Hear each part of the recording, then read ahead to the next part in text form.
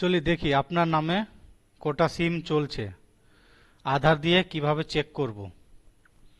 আমার নামে কোটা সিম চলছে, আমি কিভাবে চেক করব। চেক করার জন্য আমাকে চলে যেতে হবে গুগল ক্রোমে গিয়ে আপনি মোবাইল দিয়েও চেক করতে পারবেন বা কম্পিউটার ল্যাপটপ দিয়েও চেক করতে পারবেন। মোবাইল থাকলে মোবাইলে গিয়ে ডেস্কটপ মুড করে নেবেন, করে চেক করতে পারবেন। চলে যাও গুগল ক্রোমে গিয়ে লিখবো আমরা ট্যাপকপ ট্যাপকপ পোর্টাল যখন চলে আসবে, এখানে ট্যাপকপ পোর্টালে ক্লিক করুন। ক্লিক করার পরে এরকম একটা পপ আপ খুলে যাবে। এই পপ আপের মধ্যে আপনার যে মোবাইল নম্বরটা আধার লিঙ্ক আছে, আধার দিয়ে মোবাইল নম্বরটা তুলেছেন, সেই মোবাইল নম্বরটা এখানে দিবেন।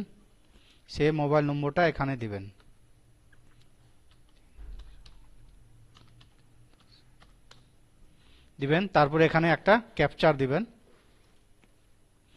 এখানে ক্যাপচার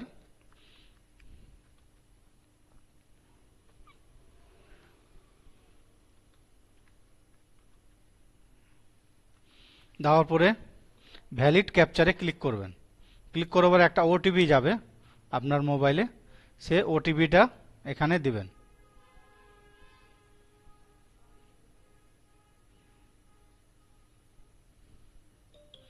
সে ওটিপিটা চলে এসছে আমার এখানে।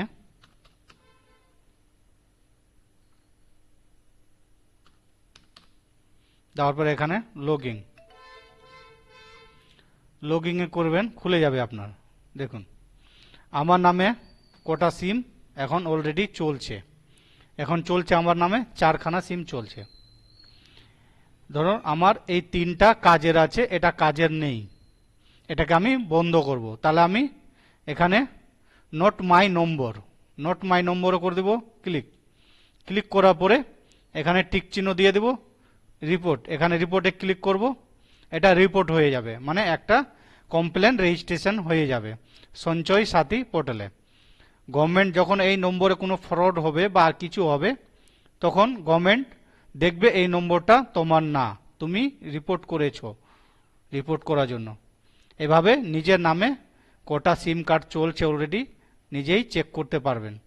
কিন্তু এটা তাড়াতাড়ি করে সবাই চেক করে নাও, কেন তোমার নামে এমন কেউ আধার নম্বর দিয়ে সিম তুলে রেখেছে, ফ্রড করছে, স্ক্যাম করছে, আরও কি অনেক রকম কাজগুলো করতে পারে, জালিয়াতি কাজগুলো করতে পারে।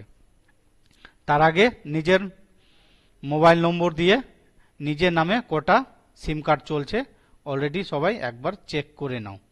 ওকে।